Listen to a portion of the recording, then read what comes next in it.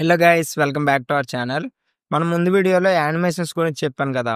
అలానే ఈరోజు వీడియోలో లోడింగ్ ఐకాన్ ఎలా క్రియేట్ చేస్తామో చెప్తాను అనమాట. ఈరోజు యూజ్ చేసే ప్రాపర్టీస్ కానీ, వాల్యూస్ కానీ, ఈరోజు యూజ్ చేసే కొన్ని మెథడ్స్ కానీ, వీటన్నిటిని ప్రీవియస్ వీడియోలో చాలా ఈజీగా ఎక్స్ప్లెయిన్ చేస్తాను. ఆ వీడియో మిస్ అయ్యి ఉంటే డిస్క్రిప్షన్లో ప్రీవియస్ వీడియో లింక్ ఉంటుంది, వెళ్ళి చెక్ చేయండి. లేదంటే మన ఛానల్కి వెళ్ళిన సిఎస్ఎస్ యానిమేషన్ అని ఒక వీడియో ఉంటుంది, వెళ్ళి చెక్ చేయండి. ఓకేనా? సరే, మరి ఇంక లేట్ చేయకుండా ఈరోజు లోడింగ్ ఐకాన్ క్రియేట్ చేద్దాం. ఓకే,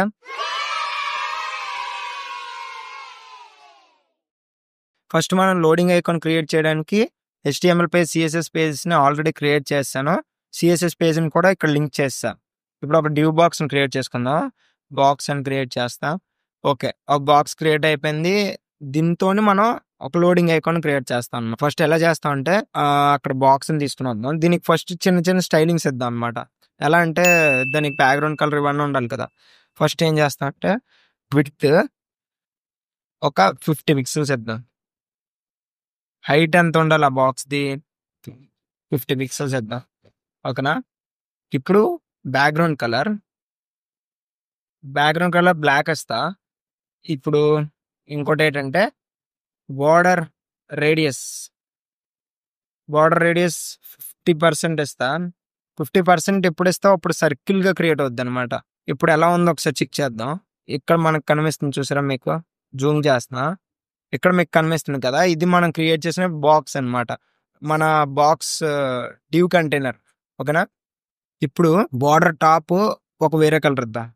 బార్డర్ టాప్ అని ఇచ్చి దీనికి రెడ్ ఇద్దాం. ఇంకోటి ఏం చేద్దాం అంటే బార్డర్ థిక్నెస్ కూడా చేద్దాం. బార్డర్ ఒక 5 పిక్సెల్స్ ఉంటుంది, సాలిడ్గా ఉండాలి. కలర్ మంచో వైట్ దగ్గరలో ఇద్దాం. FFF కదా వైట్ అంటే, FFF దగ్గరలో ఉండేటట్టు ఇద్దాం. కొంచెం ఇలా ఈ కలర్ ఇద్దాం. ఓకేనా? ఇలా మనం చేసాం. దీని అవుట్పుట్ చూస్తే ఇలా వచ్చింది కదా. ఇప్పుడు లోపలిది తీసేద్దాం.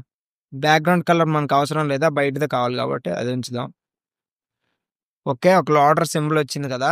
ఇప్పుడు మనం యానిమేషన్ స్టార్ట్ చేద్దాం. యానిమేషన్ స్టార్ట్ చేసి యానిమేషన్స్లో కొన్ని వాల్యూస్ ఇవ్వాలి, ఈ ప్రాపర్టీస్ ఉంటాయని చెప్పాను కదా. ఫస్ట్ది నేమ్ అనమాట. ఇప్పుడు మనం లోడింగ్ చేస్తున్నాం కాబట్టి లోడ్ అని పెడదాం. లోడర్ అని పెడదాం.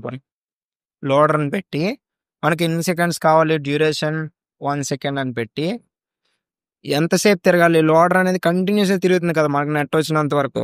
సో ఇన్ఫినైట్ అని పెడదాం. ఇన్ఫినైట్. అది ఇంకోటి మధ్యలో ఏం చేయాలంటే దాని టైమింగ్ ఫంక్షన్ అనమాట. అది ఎలా అంటే చెప్పాను కదా, ఈజ్ ఇన్ ఈజ్ అవుట్ ఇవి. అది లీనియర్ పెడదాం. లీనియర్ పెడదాం. ఓకేనా? ఇప్పుడు యానిమేషన్ క్రియేట్ అయింది, కానీ అది ఎలా వర్క్ అవ్వాలని మనం చెప్పాలి.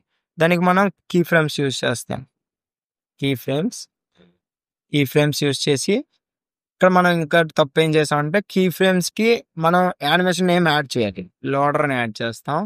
సో ఇప్పుడు యానిమేషన్ స్టార్ట్ చేసేటప్పుడు మనకి ఫస్ట్ 0% దగ్గర ఎలా ఉండాలి, 0% దగ్గర ట్రాన్స్ఫార్మ్ ఎలా జరగాలంటే రొటేట్ అవ్వాలి. మనకు అది రొటేట్ అవ్వాలి కాబట్టి రొటేట్ 0 డిగ్రీస్లో మనం రొటేట్ చేస్తాం కాబట్టి డిగ్రీస్లో మనం మెన్షన్ చేయాలి. ఓకే, ఇప్పుడు ఇక్కడ 100% అయ్యే టైంకి, యానిమేషన్ 100% కంప్లీట్ అయ్యే టైంకి ట్రాన్స్ఫార్మ్ రొటేట్ 360 డిగ్రీస్ తిరగాలి కాబట్టి 360 డిగ్రీస్ అని ఇస్తాం. ఓకే, ఇప్పుడు మన అవుట్పుట్ చూస్తే ఎలాగొస్తుందో చూద్దాం. ఇక్కడ మనకి ఎందుకు రావట్లేదు అంటే మనం ఒక్కొక్కటే చూస్తే ఫస్ట్ మన హైట్ విడ్త్ క్రియేట్ చేసాం, బార్డర్ రేడియస్ 50% చేసాం, బాగానే ఉంది. టాప్ రెడ్ కలర్ ఇచ్చాం, కానీ అది అది మనం ఒక డిసైడ్ చేసాం. నెక్స్ట్ బార్డర్ ఈ కలర్ ఇచ్చాం కాబట్టి ఈ రెడ్ కలర్ అనేది దీని బ్యాక్ సైడ్ ఉందన్నమాట, కానీ మనకు తెలియట్లేదు. యానిమేషన్ కూడా దీని బ్యాక్ సైడ్ జరుగుతుంది, అది మనకు తెలియట్లేదు. సో దీన్ని పైకి తీసుకెళ్ళిపోదాం. కంట్రోల్ సి చేసి ఇక్కడ ఇద్దాం. ఓకేనా? ఇప్పుడు మనం చెక్ చేస్తే చూసారా, ఇక్కడికి తెచ్చాం కాబట్టి ఇప్పుడు బార్డర్ తర్వాత రేడియస్ ఉంది, దాని తర్వాత టాప్ మనకు వచ్చింది అనమాట. బార్డర్ క్రియేట్ చేసి దానిపైన టాప్ పెట్టాలి. చూసారా, లోడర్ అనేది ఇప్పుడు క్రియేట్ అయినట్టుగా అనిపిస్తుంది.